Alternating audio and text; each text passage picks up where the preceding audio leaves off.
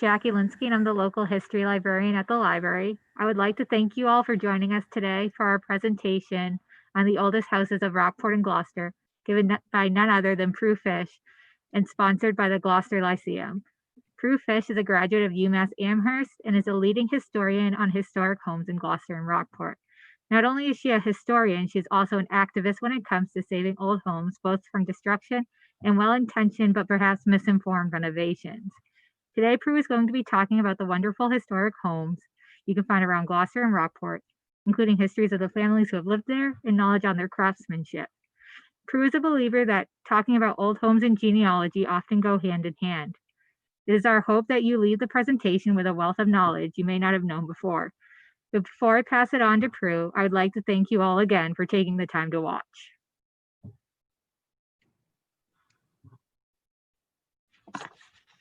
Thank you very much, Jackie. I'm Pru Fish, and I'm passionate about old houses and saving them and restoring them. And not only that, in dating them correctly.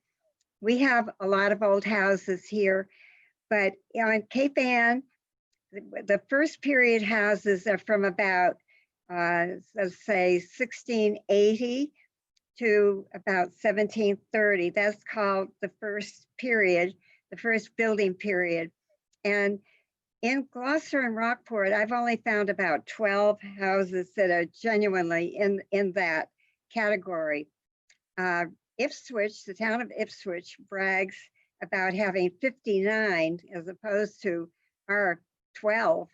But I know, and I think some of the people over there know, that a lot of theirs are misstated, because Ipswich was noted early on for having all of these old houses, and they did not have all of the tools or the knowledge to date them. So they thought everything was ancient and everything was 1600s, which they really aren't.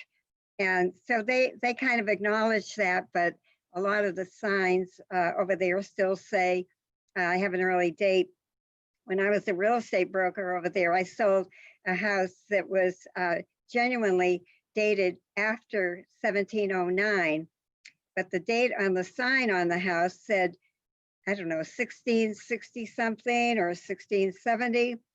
And I told the owner that that was not correct, and he didn't want to misrepresent the house, so he took it off, the sign off, and put it in the cellar under his workbench.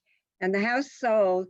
And the next day that the sign went back up that had the early date on it, and it's still there today. They've replaced it with a new sign, but the old date has prevailed, even though it's off by quite a lot. Now, the way they're dating the houses now is quite interesting. It's called dendrochronology, and it's really a study of the tree rings. They have to find a beam in the house that goes out to the waney edge, they call it, of the beam or the tree. Everywhere, all the time, the tree rings on the trees change depending on the weather.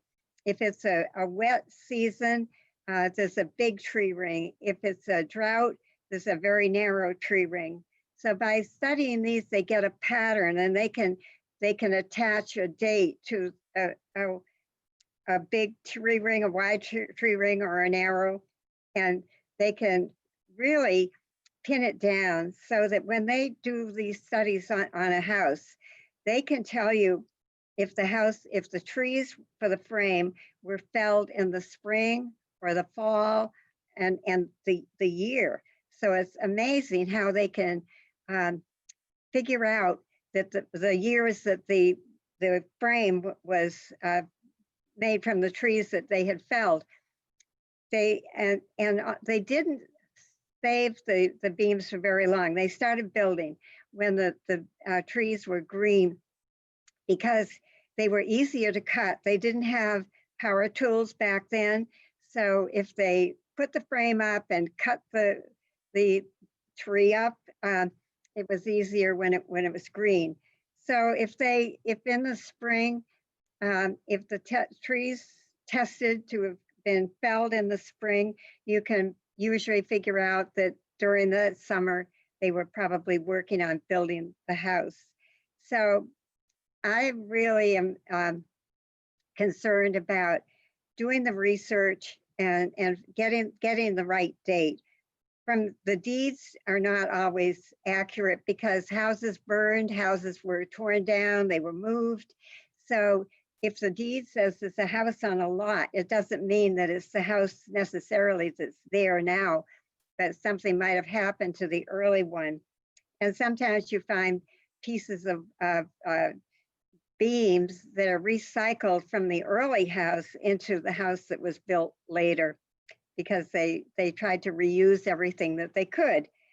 So that is one of my missions, is spreading the word about how to research the houses, how to restore them, and what's appropriate, because there are fads in restoration that are not appropriate, such as exposing beams. These houses I'm going to talk about today had beams that were exposed. They had heavy frames and the beams were exposed. But after 1730, everything was much more refined and things had progressed in the colonies. So there was more refinement and lovely paneling and so forth. And so if a house is built after around 1830, you shouldn't be pulling down the ceiling and exposing the beams. You shouldn't be getting the paint off the floor and sanding the floors with heavy sanders that are going to rip up the old pine boards. So these are fads. Everybody loves beams, but pulling down the ceilings to expose them, you're really doing damage to the house. So the teacher comes out in me, because I was a teacher in another life. And so when I'm talking about these houses, I can't help but try to make people aware of some of the things that they should be paying attention to. So with that, we'll look at some of the pictures, and I'll tell you about the houses.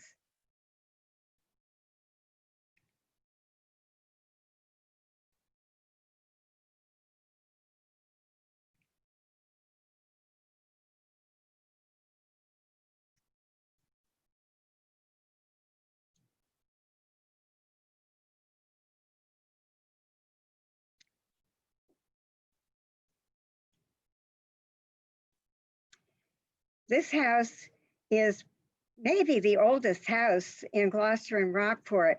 It has not had the dendrochronology to ascertain the date, but if you look at the roof, it's very, very steep, and that's the sign of an early house.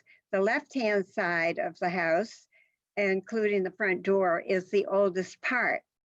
And when you have a house that's this old, they have what's called a summer beam, the main support of the house that goes across the ceiling. And they're very big and chunky. And you can see this is the summer beam going into the wall with some wallpaper on it. And that first period house has what they call a decorated frame. If a beam was meant to be exposed, it was decorated with some fancy carving on the edge, some more fancy than others. This is a terrific summer beam. Summer, by the way, comes from the French sommier, beast of burden. It was the beast that held the house up. And you can see that this one is quarter round, and where it ends, there's a little carving called a lamb's tongue stop. In other words, instead of just stopping that quarter round chamfer, is what it's called, they finished it off with a little bit of a flourish. And so this is the best of a decorated frame. You can see that someone tried to strip it, and there's the residue of paint all over it. This is on the second floor, where it's still a very nice beam with a very nice flat chamfer and a rather simple lamb's tongue stop. It does look like a tongue, but the upstairs was not as fancy as the downstairs. So that room downstairs got the really a beautiful summer beam. That's as good as it gets, actually. Now, this is a gun, what they call a gun stock post on the second floor of this house. And you can see how it fans out because it was meant to hold different beams coming from different parts of the house and converging there. So there's it widens out so that it can hold several beams if it needs to.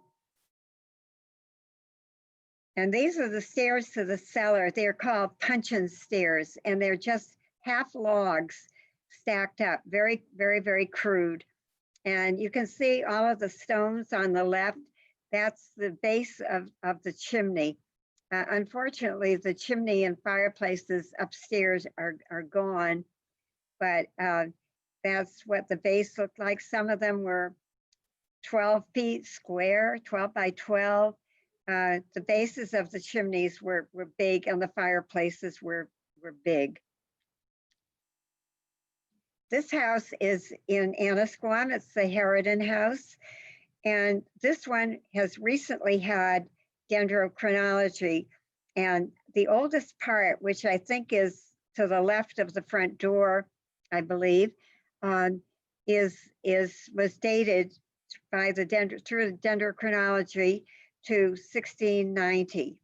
It's called the Edward Harridan House, but Edward Harridan actually died in the 1680s. So it must have been the next generation that built the house.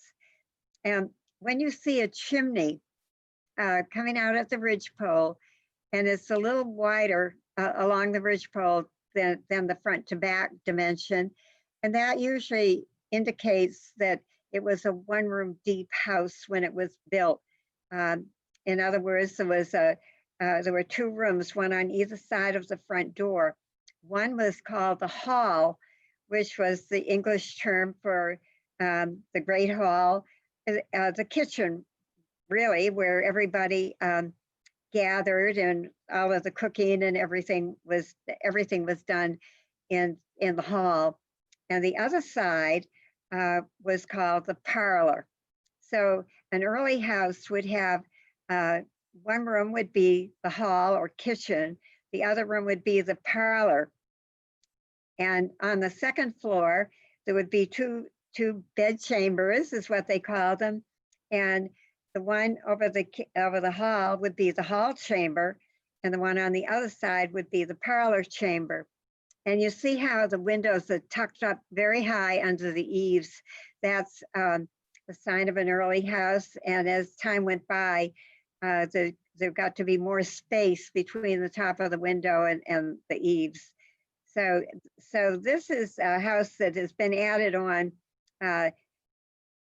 both sides of the front door, so that now it's a very big house. But it probably started out as just the left side, one room down and one room up, and then the other side added, and then another little bit added on either end. So this house has grown from a little house to a big house, but the oldest part has been officially dated 1690. And other than that one and the one that I showed you before, those are the only two houses on Cape Ann that I think you can safely say are first period houses from the 17th century, which is the 1600s. And all of the rest of them are going to be later. Here's an old picture taken years ago of the Harridan House. And there again, you can see the skinny chimney, wide but skinny on the depth, called a William and Mary chimney. And here too, you can see the steep roof, which is typical of a 17th century house. The houses were thatch, the roofs were thatch in England, and they were very steep. And these houses were built by Englishmen, and so they brought their building style with them. This is a familiar house. It's right on Washington Street. It's double exposure. And these houses are somewhat in chronological order. I don't guarantee it, but somewhat. This house is dated 1700, and something different happened about that time. They stopped building the typical timber frame house, and they started building houses with planks. Usually, if you take the clapboards off your house, you see horizontal sheathing. But what they did, starting around 1700 in Gloucester, not everywhere, but in Gloucester and Rockport, they took big planks and they laid them side by side vertically. And they went up to the second floor, and the beams up there had what they call a rabbet, R-A-B-B-E-T, maybe two T's, I'm not sure. And so these big planks were inserted into this groove, and then they were pegged or nailed at the second floor level, and then again down at the sill at the bottom. And on the inside, there was no wall space, no interior wall space. On the inside, there was nailed to those planks were short lengths of oak. It was called ribbon lath. And then the plaster was placed on top of that ribbon lath. And that's all there was. The clapboards on the outside, the vertical planks, and then on the inside, the ribbon lath and the plaster. And as time went by, all of those big beams were out of style and people were tired of them. And so what happened was they built the walls out inside and with new studs and more modern lath and plaster, so that you had a room within a room. And during the Victorian period and all through the 19th century, these houses that were probably pretty cold to live in were built out, and all of those beams and all of that early material were covered up into what was a much more modern house. So that if you take the clapboards off on some of these houses, you see the vertical planks. And I don't know if I have, this house is one of the Riggs houses. It's also plank framed. Its original chimney is gone. But there again, you see, this house is around 1700. It hasn't been tested or anything, but it has a steep roof. And here they've added a lean-to. Sometimes the lean-to was built when the house was built, but more often after they had the hall and the parlor and they wanted to expand, they expanded with a salt box lean-to, which gave them a new room in the back. The kitchen had previously been in the front room, and now the kitchen moved to the rear of the house, where it has remained pretty much ever since. Here's the same house. I think this is a great picture. Some of these pictures are mine, and some of these are the courtesy of the Cape Ann Museum. This is a typical old house. This is the same house that was in the previous picture, and this is near Goose Cove, and you can see the laundry and kind of a messy yard, but this was a typical old farmstead. And here is the summer beam here, very nicely done. The proud owner of this house must have worked like crazy to get all of the years of accumulated paint off and give this a furniture finish, which I don't necessarily advocate, but you can see how carefully that these beams were not rough. You didn't get splinters from these beams. The ones that are being exposed now when you pull down the ceiling are usually pretty crude with adze marks and so forth.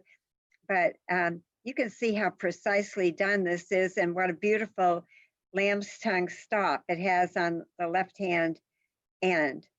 So very, very good, but it doesn't, you don't need to strip them and refinish them like a piece of furniture as this did, but we can certainly get a good look at it. This is the Gott House at Halibut Point. The gambrel roof, this is a gambrel roofed house, and these were second period, not first period, but my understanding is that the early 17th century house is somewhere inside of there. And the house was enlarged and updated in the 1700s. I don't know what date, but I think it's pretty well documented that there is something very, very early in there, but that's not what we're seeing on the outside. I've never been in. I'd like to. This is the house that in Lanesville, down a lane actually, but this was the home of Deacon James Lane. I think he was a brother to John Lane, for whom Lanesville was named. John Lane had his land around Lanes Cove, and this is just a little distance away from there. And it's early 18th century. I don't know the exact date. I think that people that have owned it have thought that it was in the 1600s, but it probably wasn't. They have recently added on to this house, and instead of spoiling the lines of the original house, they left them and did this addition at right angles to the house, so that the house still has its own identity and stands on its own, which I always like. And these this is a beam, a corner beam, I believe, and you can see how gutsy they have to be because these other big beams are all converging there. So you can tell that an early house will have very heavy beams. If the beams are not really heavy, it's not really first period. And one of my friends, if somebody is telling her that a house is a first period house and it really isn't, her answer is, does it look like the Whipple House? If you've been in the Whipple House in Ipswich, you know what the feeling of those very, very, very heavy beams, and there's just no mistaking it. And that the Whipple House is from the 17th century or the 1600s. This is Wellspring.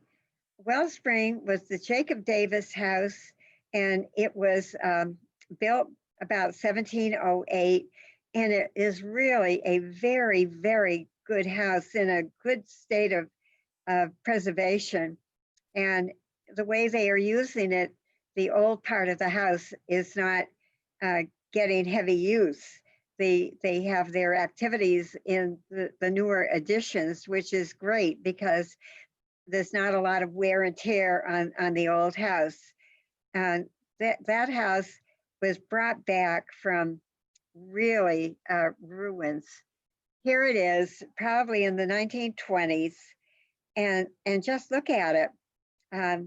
It looks like it's falling. Even the front door is crooked. There was a story, there was a Black family that lived there, and the last one was Hattie Johnson.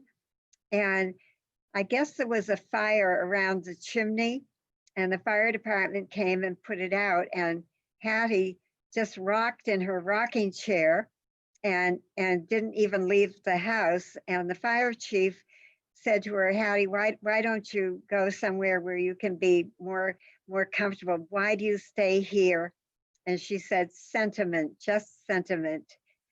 So the one of the signs of a plank framing is a little overhang on the gable end. So if you look on the right, you can see a line where there's just a little bit of overhang up where that triangle is.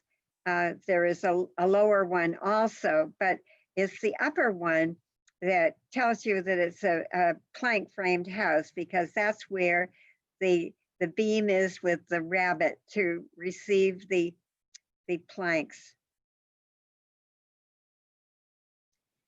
This is the White-Ellery house before it had any work done on it.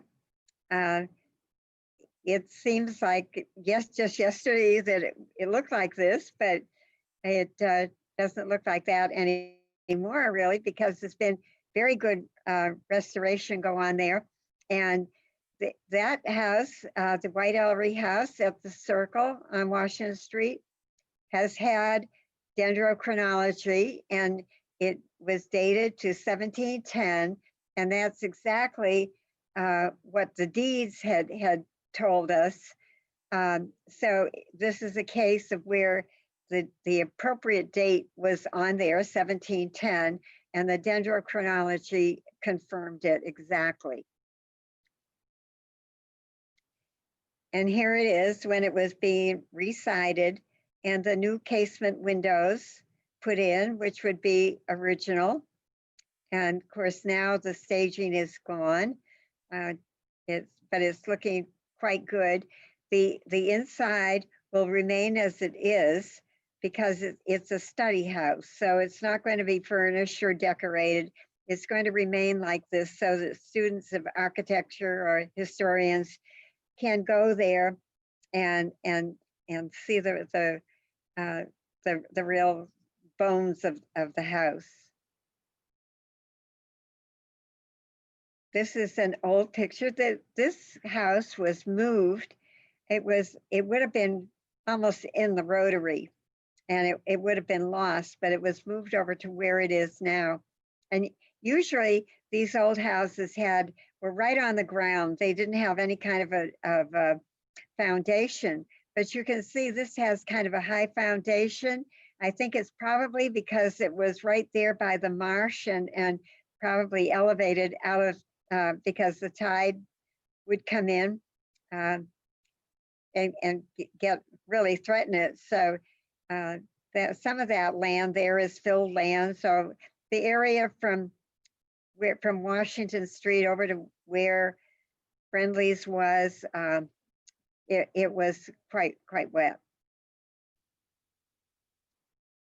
Here's a picture of the White-Ellery house in the 1800s when the Ellerys was still living there. And it had been built out so that I think there was wallpaper. You can't really see it very well there, but it had Victoria, it still had the frame there, but the decoration and everything was as disguising it and making it look like a proper Victorian parlor. But they didn't know what year this picture was taken, but this is the front door, and the child is holding a doll, and the doll is absolutely 1870 doll. So some of us who were collectors of antique dolls were able to identify the doll and therefore date the picture. This is the White-Ellery staircase, and for 1710, this is very fancy because many of the staircases were just enclosed with boards called sheathing and did not have a railing. This is called a closed string rail because the balusters don't go down into the steps. They go down into that covering that covers the side of the steps. The rail is molded so that it fits your hand very nicely. If you're ever in the White-Ellery house when it's open, put your hand around that railing, and it's molded to be very comfortable. And here's one of the summer beams in the White-Ellery house. And it's like the house in West Gloucester. It has the quarter round chamfer and the lamb's tongue stop. And also it's going into the beam called the girt over the fireplace.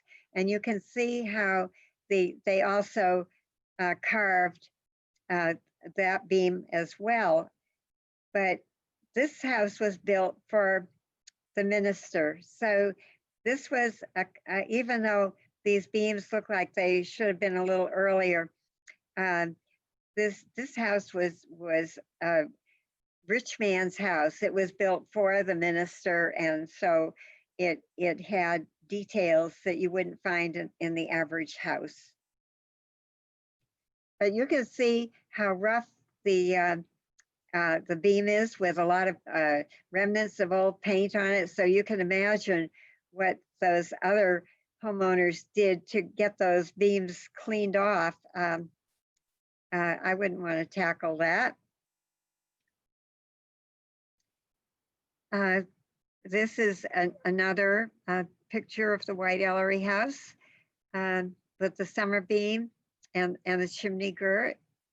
This one doesn't look quite as rough as the other one. It may be in another room that is less crude. And this is in the back of those short pieces are the vertical. You maybe can see at the bottom of a vertical seam, and those are the ribbon lath, the little short oak laths, and the plaster right on them. So there you're looking at the whole sandwich that put the house together. No place to put electric wiring or insulation or anything. It was a very thin wall, and it soon became old-fashioned and probably very, very cold, I would guess. This house is the old castle in Pigeon Cove, which is open occasionally. And this has had dendrochronology. Everybody shortened it to dendro. And I think that this is around 1710 to 12. It's very much first period. It's owned by, I think, maybe the Rockport Historical Society, but it's a museum house. It's open on occasion. This is the famous witch house in Pigeon Cove. You may be familiar with it. The story is that one of the accused women in Salem that was supposed to be hanged was brought by her family to Rockport and hidden in this house. And this story has prevailed, and it was always called the witch house. Everybody knows it as the witch house. However, the house was built between 1709 and 1712, and the witchcraft and the hangings and so forth were in 1692. So, so the so-called witch, she wasn't a witch, of course, but the poor soul that was brought to Rockport, if she was not housed in this house. What is interesting about this is that one of the rooms is built with squared logs. There were some squared log buildings in southern New Hampshire and over into Maine. There are 3 in Massachusetts, and they're all on Cape Ann. This is one of them, and I will point out the others as well. So that particular part of the house that's log is very rare. One of 3 in Rockport and Gloucester, and none others in the state of Massachusetts. This is a sad story. This is on Wheeler Point.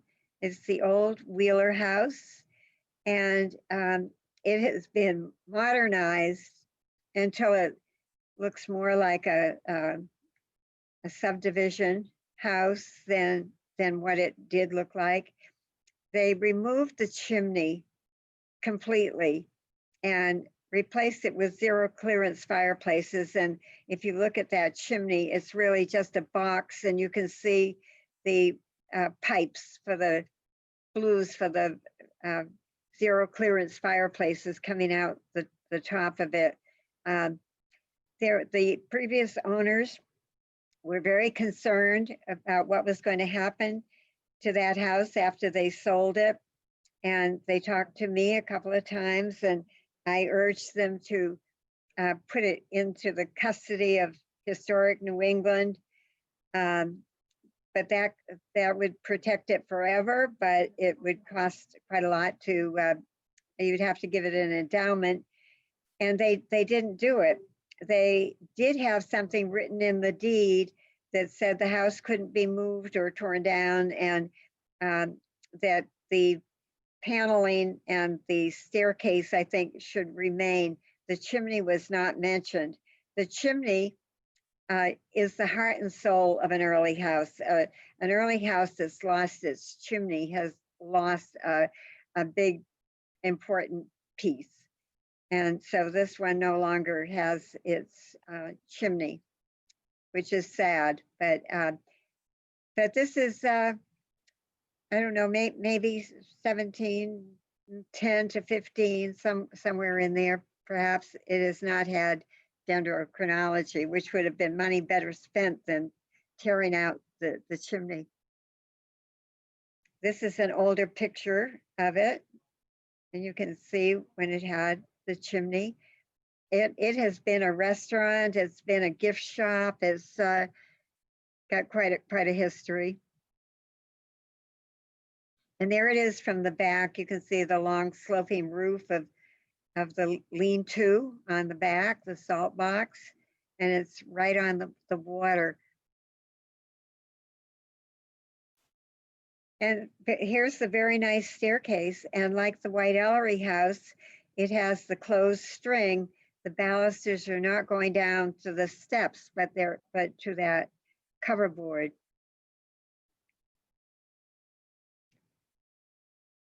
And this is the Haskell House in West Gloucester. The Cape Ann Museum, and it wasn't called Cape Ann Museum at the time, but owned it for a long ago. They owned it for a short time. And I guess that they didn't get much traffic over there to have it as a museum house. It's off the beaten path, and it's been very expertly restored.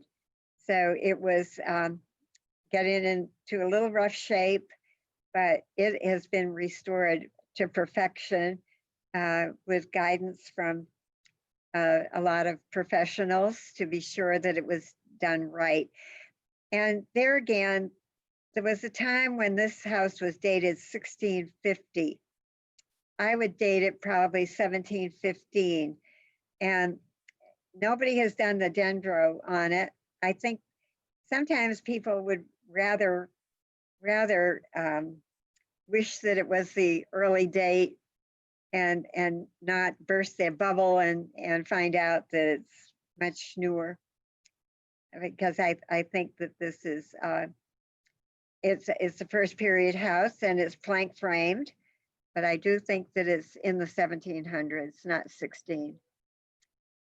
I was there when they removed a clapboard to find out if it was plank framed, and there you can see the vertical planks.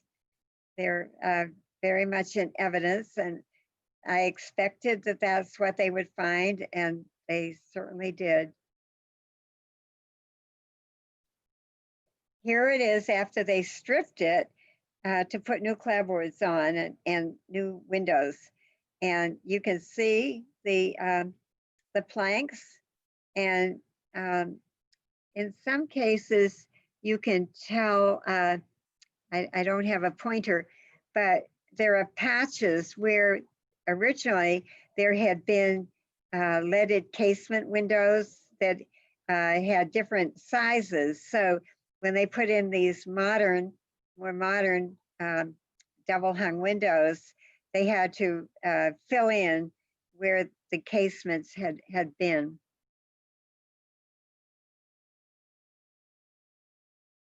And here is the interior. You can see once again the big heavy corner posts to hold those other beams that are resting on it. This room has a very tiny serpentine chamfer on the beams. It's a summer beam particularly, which is very unusual. The only other one I've seen is in the witch house.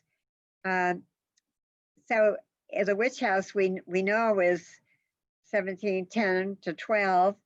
So if this house turned out to be in that same area or the same date, I wouldn't be surprised. This house is 528 Washington Street. It's on the Mill River. It's down a little bit off the road. It's around 1718. And you can see very clearly there's a little overhang above the second floor, indicating the plank framing. It belonged to the Wharf family, nothing to do with having a wharf or owning a wharf on the water. Their name was actually Wharf. And this is one of their homes.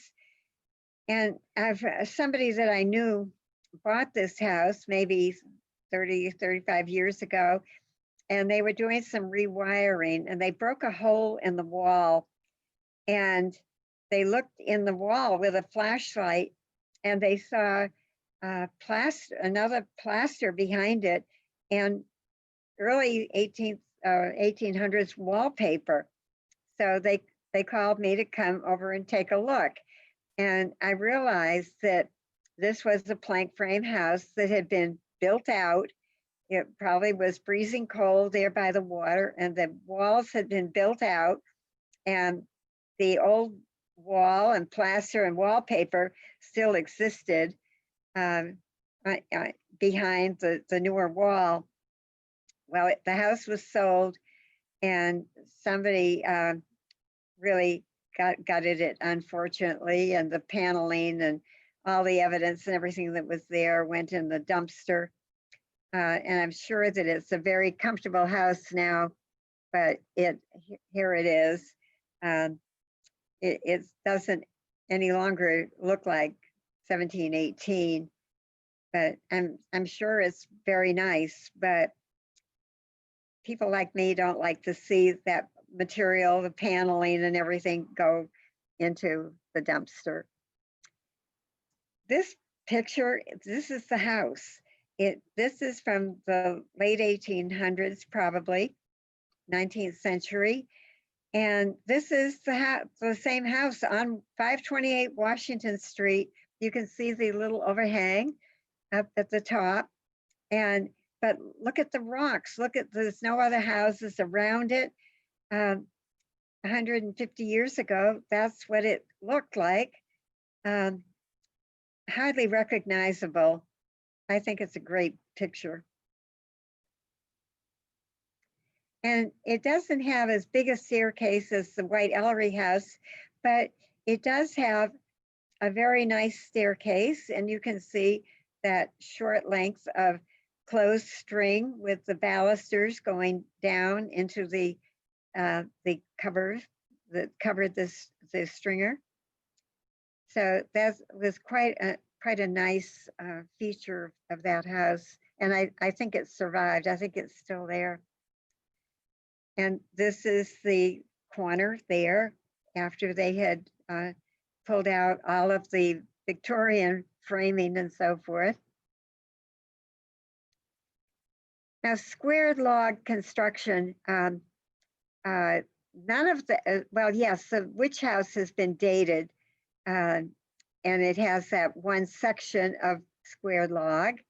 The other one in Rockport is this Joshua Norwood cottage. And look at the very steep roof. And this house is squared logs. I haven't been in, I haven't seen it. It hasn't been had dendrochronology, but I was told that it was in very good hands and in good condition, which is nice to hear. There's an older picture of it. I think it was moved there. It was out by the water somewhere. It's on the corner of, oh, now I can't, Mount Pleasant and is it Atlantic or Water Street? I forget, but it's right there in downtown Rockport, just as you start up Mount Pleasant Street. It's on a corner. Very charming. This is the Thomas Riggs house. For years, this was called the oldest house in Gloucester. What is old is the right-hand end that is squared logs, like the Witch House and like the Norwood Cottage. It has not had dendro. It has not been dated, but the gambrel part of the house was added in I think 1753 or 4. That is well documented, not by dendro, but by the information in some of the old deeds and wills. And so this has been nicely restored, and it's on Vine Street. I've spent a lot of time in that house, and it's for many years, it was just used in the summer and very hard to get to. You had to go up a driveway and through somebody's backyard to get to it. But then it was sold, and now it has its own driveway from Vine Street and has all the modern conveniences, but the antiquity has been thoroughly preserved. There's the little end that's the squared logs, like the Norwood Cottage. Here is the fireplace that's in the kitchen of the gambrel part. There's some question as there might have been an intermediate addition to this house after the squared logs. Maybe they expanded it a little bit, and then years later did the whole gambrel roof section. But this is a almost 10-foot cooking fireplace, and you can see in the right-hand corner there's the door to the beehive oven that they baked in.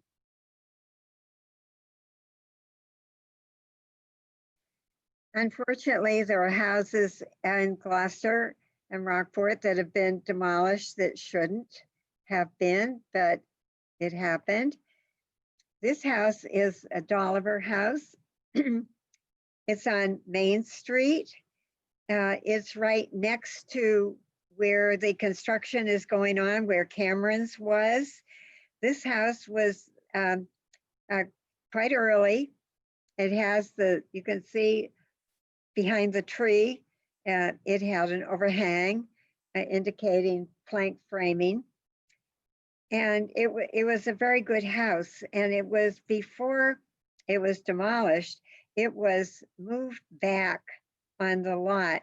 And there was a diner put in the front yard. And I'm not talking about the diner that's there on the corner of Chestnut Street now. The diner that was here was moved to Danvers Port, and it's still there operating. I think it's Route 35. And if you look at it on the front of the diner, it says Cape Ann. It was the Cape Ann Diner. So there were actually 2 diners right there in the area of Chestnut Street in Gloucester.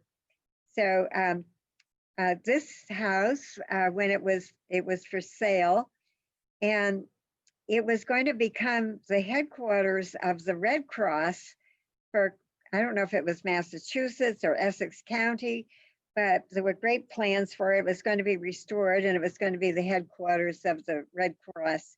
And things were moving along until whoever the head honcho in Washington said no, and the house was demolished, which was really a tragedy. It was always considered the oldest house in downtown Gloucester, and it probably was. This is the parlor there, and it's not a very good picture, but some descendants that live in North or South Carolina sent me these copies of these pictures, and so this is what we've got. But that mantle around the fireplace is much later. It's 100 years later than the house itself. And the design of that mantle indicates that it was done by Samuel McIntyre of Salem, which would make it a very, very rare fireplace mantle, and worth a lot of money and very beautiful and a lot going for it. And the record says that one of the workmen took it home to install it in his house. And I don't know who he was, and I don't know where his house is, but if anybody recognizes it, please let me know. I've been wondering for years where that mantle is. And also that little chest of drawers on the left of the fireplace is very, very choice. But the house is gone and everything dispersed. This house was on Prospect Street. The little gambrel on the left, the small one, is 92 Prospect Street. I think this was 96 or 98 Prospect Street. It was moved to, my label says 96 Prospect Street. Moved in the 1890s by the mayor of Newburyport, who was a house mover. And whoops, I'm getting ahead of myself. Here it is. It was moved to Fair Street off Friends Street, and it's been demolished. And it was quite an interesting house. It was plank framed. It had been renovated. There was somebody owned it around 1800 named Samuel French, who was a housewright, and the staircase and a lot of what was in there was from that period. So I assume he's the one that did it. But anyway, we tried to find different people in Gloucester tried to find a buyer for the house that would take it down and re-erect it somewhere else. But the time ran out and the house was bulldozed.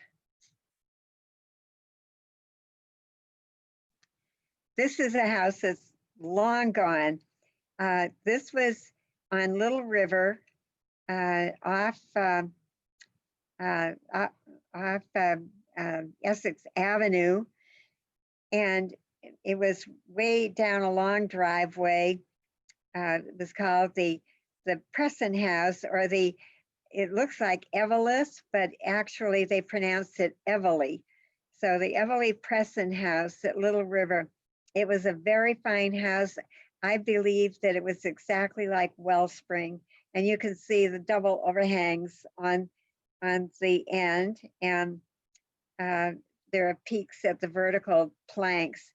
And it supposedly people used to go up Little River on a Sunday for a picnic, and that was kind of a picnic spot where people would go up Little River and enjoy being by the water. But that would be a house that would be so exciting if it was still standing, and it's not. It probably would have been around 1700, not much after. Oh, I've been interested in houses for a very long time. And when I was quite young, I got a Viewmaster for Christmas. And one of the pictures on one of the reels for the Viewmaster was the oldest timber frame house in America. But I think what I'm going to show you here is the oldest timber framed house in Massachusetts and maybe New England, which is the Fairbanks House in Dedham. And you can just look at it. You can tell it is ancient. It's been dated, some of it as early as, or some of the timbers anyway, as early as 1637. And I think most of it more like 1641 or 2. And it is the oldest frame house in America. Is it timber framed? And this is what I was, this is a joke on me. As I was starting to tell you, I had this reel with a picture of America's oldest house. And maybe I was 12 years old when I got that for Christmas. And I always wanted to see America's oldest house. So a couple of years ago, I went to St. Augustine, where the old America's oldest house was. And I really wanted to see it. So we looked around St. Augustine and we had lunch. And then we went to look at the house. Well, it was a long way from where we were parked. And we walked and walked and walked. And I had uncomfortable shoes on and my feet started to bleed and hurt. And we kept plodding along and plodding along. And we finally got there. By the time we got there, and here's the sign, the oldest house, I was absolutely so tired that I didn't even care about going in. I wasn't interested in anything except resting somewhere.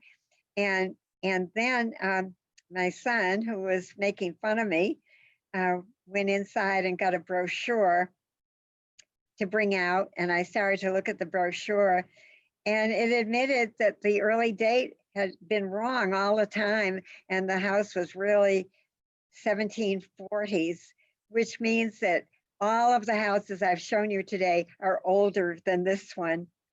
So I finally had the satisfaction of seeing America's oldest house, which is not America's oldest house. But the biggest number of early houses is in New England, and a lot of them in Massachusetts. So that concludes my story of first period houses in Gloucester, 1680 to 1730. So as you drive around, look for that little overhang on some of the early houses. Just recently, there was a building for sale on Eastern Avenue and on the corner of Fair Street. And it was just a funny little building. It wasn't that old or anything, but as I was looking at houses for sale, I noticed that the house next door had that little overhang, and it's a house that I don't know its history, but if you keep your eyes open, I guess maybe there are a few that haven't been discussed, that haven't been researched or discovered. So I'm always anxious to hear about finding something that we don't have documented. So that concludes my story of the oldest houses on Cape Ann, Gloucester and Rockport, including West Gloucester. So I hope you learn some things so that as you drive around, you keep your eyes open. One day I had given a talk, and a long time later, I was checking out at the market, and all of a sudden somebody behind me said, "That's the lady that's going to cause me to have an accident with my car. I'm driving around looking at chimneys and I'm going to probably have an accident." So don't, be careful, but keep your eyes open. Thank you.